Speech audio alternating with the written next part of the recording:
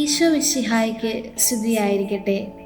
കുടുംബജീവിതം എന്ന ദൈവവിളി സ്വീകരിച്ച് വിവാഹം എന്ന കൂദാശയിലൂടെ ബന്ധിതരായ ഓരോ പുരുഷനെയും സ്ത്രീയെയും സംബന്ധിക്കുന്ന ദൈവഹിതം എന്താണെന്ന് ഈശോ ഇന്നത്തെ സുവിശേഷ ഭാഗത്തിൽ വ്യക്തമാക്കുന്നുണ്ട്. സൃഷ്ടിയുടെ ആരംഭം മുതലേ ദൈവം മനുഷ്യനെ പുരുഷനും സ്ത്രീയുമായി സൃഷ്ടിച്ചുവെന്ന് തിരുവചനത്തിൽ നാം വായിക്കുന്നു. പറുദീസായിൽ ആദ്യത്തെ കുടുംബത്തിന് രൂപം നൽകിയപ്പോൾ ദൈവം അവരെ ഇങ്ങനെ അനുഗ്രഹിച്ചു: സന്താനപുഷ്ടിയുള്ളവരായി പെരുകുവിൻ, ഭൂമിയിൽ നിറഞ്ഞ് അതിനെ കീഴടക്കുവിൻ. കുടുംബജീവിതം സ്വീകരിച്ച ഓരോ മനുഷ്യന്റെയും വിളി സ്നേഹത്തെ കാത്തു സൂക്ഷിക്കുകയും വെളിപ്പെടുത്തുകയും പകർന്നു കൊടുക്കുകയും ചെയ്യുക എന്നതാണ്.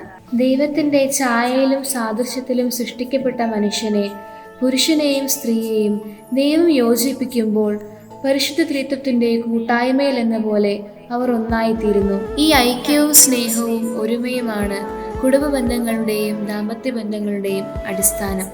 മാറിവരുന്ന ജീവിത സാഹചര്യങ്ങളിലും കാഴ്ചപ്പാടുകളിലും തെറ്റായ പ്രബോധനങ്ങളിലും പെട്ട് കുടുംബ ബന്ധങ്ങൾ ശിഥിലമാകുമ്പോൾ നമുക്ക് പ്രാർത്ഥിക്കാം: ഈശോയെ, ഞങ്ങളുടെ കുടുംബങ്ങളെ വിശുദ്ധീകരിക്കണമേ. പരസ്പര സ്നേഹത്തിലും ഐക്യത്തിലും ഓരോ കുടുംബത്തെയും നിലനിർത്തണമേ. കുടുംബങ്ങളുടെ മധ്യസ്ഥയായ വിശുദ്ധ മറിയം ത്രേസ്യയെ ഞങ്ങൾക്ക് വേണ്ടി അപേക്ഷിക്കണമേ.